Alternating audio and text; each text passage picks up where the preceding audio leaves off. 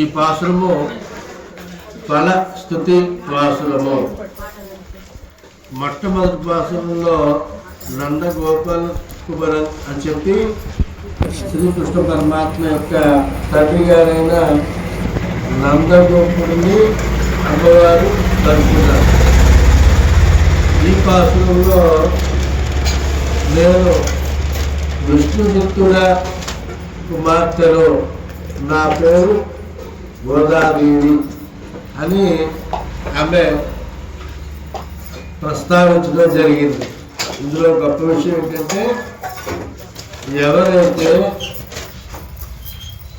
30 పాసురాల తమిళ భాషలో ఉన్న ఈ పాసురాలను ఎవరైతే నేను ఈ విధంగా 30 పాసురాల మాలిక దండలో స్వామివారికి సమర్పించారో రంగనాథుడికి, అదేవిధంగా పరమ నియమ నిష్టలతో నేను చేసిన విధముగా ఈ యొక్క ధనుర్మాస వ్రతాన్ని ఎవరైతే చేస్తారో వారికి అడిగినది కూడా నేను ఇస్తాను. నాకు మోక్షం కలిగితే మీరు ఈ వ్రతం చేయండి, లేదంటే చెయ్యక్కర్లేదు అని చెప్పి సుమారు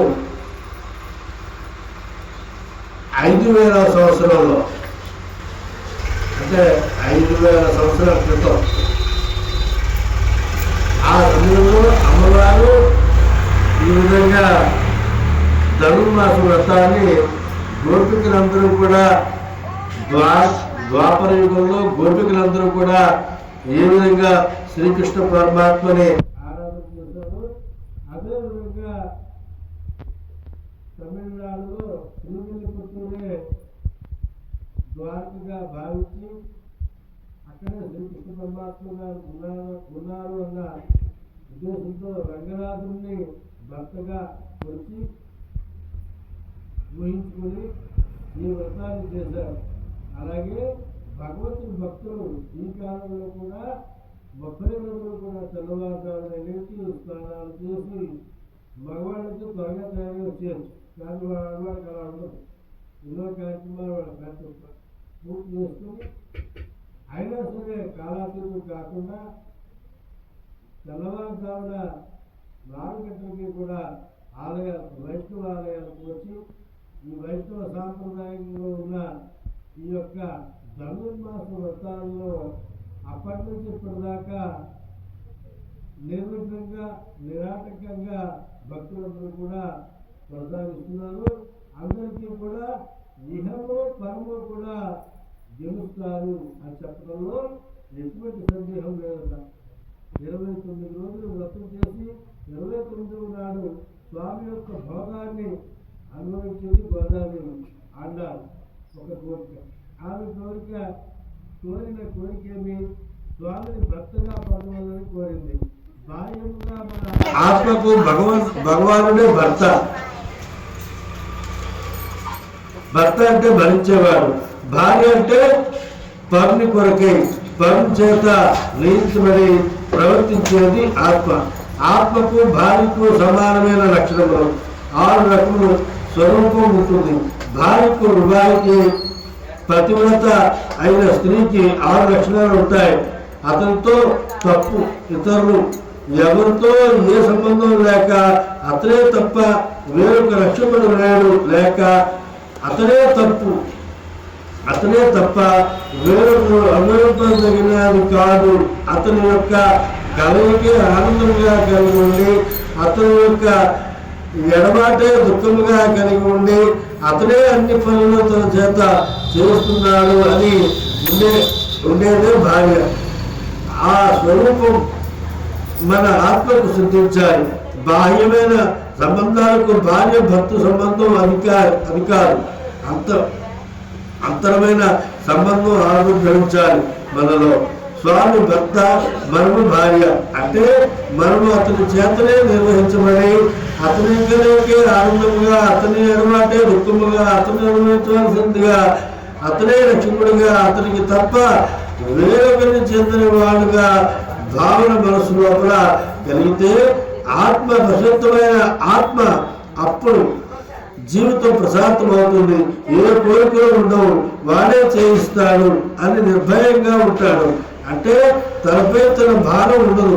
ఆ స్థితి కలిగిన వాడు మనం ఏ అనుభవాన్ని అనుభవిస్తామో ఆ అనుభవాన్ని పొంది, నిన్నటి రోజున గోదాదేవి ఈరోజు ఈ పాసులు చదివిన వారికి ఫార్మర్ చెబుతూ, ఒకవేళ మీరు ఈ వ్రతం చేయలేకపోయినా ఈ 30 పాసుల వల్ల వదలక చదివితే చాలు, నేను వ్రతం చేసి పొందిన ఫలాన్ని మీరు పొందుతారు అని దారికి వస్తుంది.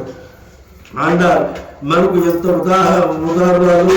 ఇది కేవలం ఉపనిషత్ అర్థములకు రహస్యములకి సంకేతంగా ప్రతీకగా నిలిచినటువంటి తిరుప్పావు కనుక ఎవరైనా ఈ లోకంలో జన్మించి తిరుప్పావును అధ్యయనం చేసి దానిలో రహస్యాన్ని తెలుసుకొని తమ జీవితాన్ని సాగించకపోతే ఈ భూమి వారిని మోయటం వ్యర్థమంటారు ఈ సంప్రదాయం వారు. ఈ భూమియే వ్యర్థం, ఎందుకు నీవు పుట్టావు, భూమికి బరువు అంటారు. ఎప్పుడు భూమికి బరువు కేవలము తానే, తనదే అనే భావంతో బతికిన వాడు బరువు. వారి కొరకు, వారి వస్తువులైన వారి కొరకు గురించి, వారి కొరకు సమాజానంతటిని భగత్ స్వరూపంగా భావించి సేవించిన వాడు లోకానికి బరువు కాదు, ఉపకారుడు. అట్టి స్థితి మన లోపల కలగడానికి ఆండాలు తల్లి వ్రతం చేసి ఈ వ్రతాన్ని సమాప్తి చేస్తూ ఈ విధంగా చెప్తోంది. ఓడలతో నిండి ఉన్న సముద్రం, ఆ సముద్రాన్ని చినికారు మా స్వామి, ఆయన మాధవుడు. లక్ష్మీదేవిని సముద్రం నుండి భార్యగా పొందాడు. ఆనాడు సముద్రంను మదించినప్పుడు అమృతం కొరకు ఆయన కేశములు ఊగుతూ ఉంటే ఆ అందాన్ని చూసి కేశవ అన్నారు. ఆనాడు లక్ష్మిని పొందితే మాధవ అన్నారు. అట్లా సముద్రాన్ని మధురం చేసినటువంటి స్వామిని గోపికలు ఆనాడు వెళ్ళి చేరి స్తుతి చెందిన వారి అనే వాద్యాన్ని పొందారు. స్తుతించి పరై అనే వాద్యాన్ని పొందారు. ఆ పొందిన కథను తాను ఎరిగి తాను పొందింది ఆండారు. ఎలాంటి వారు ఆ గోపికలు? చంద్రుని వంటి దివ్యమైన ప్రకాశభరితమైన ముఖములు కలిగినటువంటి విలక్షణమైన సుందరమైన ఆభరణములు కలవారు అని రెండు ఉండాలి. ముఖము ఆభరణములు. ముఖమేంటి? సూర్యుని వైపే అభిముఖమయ్యేది తామర, భగవంతుని వైపు అభిముఖమయ్యేది మన హృదయ కమలం. అట్లాంటి ముఖము కలవారు. మరి ఆభరణములో ప్రకాశితమైనవి ఏవి ఆభరణములు?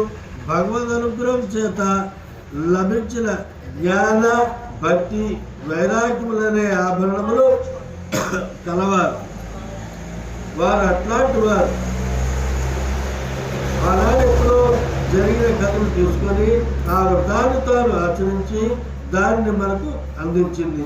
ఆమె శ్రీవిల్లిపుత్తూరులో జన్మించింది కనుక ఆమె పుదువై, పట్టర్ పిరా పువై అంటారు. పుదువై అంటే శ్రీవిల్లిపుత్తూరు. అక్కడ వారి తండ్రి గారి పట్టర్ పిరా అంటే పట్టణాథుడు. ఆయన పిల్ల కోడే అంటే గోదాదేవి. ఆమె పాడింది ఈ పాటలు. ఈ తండ్రి గారికి ఎప్పుడూ మెడలో తామర పూసల మాల ఉంటుంది. తామర పూసల మాలను ఎందుకు ధరిస్తారు? తామర పూసల జగత్తు వంటి మాల ఆ కారణమైన బ్రహ్మగారికి కారణమైనది. దానికి అనగా తామర పువ్వుకు గుర్తేది స్వామి కాబట్టి పక్షుల మంద తామర పూసల్లో ధరించడము, హృదయంలో భగవాన్ని ధరించామన్న దానికి ప్రతీక. భగవంతుని చేత సృష్టింపబడ్డ బ్రహ్మకు నివాస స్థానమైన తామరలలో పుట్టినటువంటి పూసలను తాను ధరిస్తే జగత్తు నుండి విత్తనమైనటువంటి భగవాన్ని ధరించామనే భావన అందానికి తామర పూసల మాల ధరిస్తారు. అట్లాంటి మాల ధరించినటువంటి స్వామి భట్టనాథుడు. ఆయన కుమార్తె అండారు. ఆమె తమిళ భాషలో అనగా ద్రవిడ భాషలో ఈ 30 పాసురాలు పాడింది. ఇవి ఆనాడు లోకమంతా ప్రశంసించినవి. ఈనాడు కూడా అట్లా అర్థం చేయలేకపోయినా 30 పాసురాలు తప్పకుండా ఎవరు చదువుతారో వారికి సర్వేశ్వరుడు తమ 4 భుజములతో 4 పురుషార్థములను ప్రసాదించి ఇక్కడ అక్కడ కూడా అంటే ఈ లోకంలో ఆ లోకంలో కూడా శాశ్వతమైన ఆనందాన్ని పొందేలాగా అనుగ్రహిస్తున్నారు అని ఆండాళ్ ఫలస్థుతిని లోకానికి తాను చేసినటువంటి వ్రతాన్ని ధారపోస్తూ ఈ వ్రతాన్ని సమాప్తి చేసింది.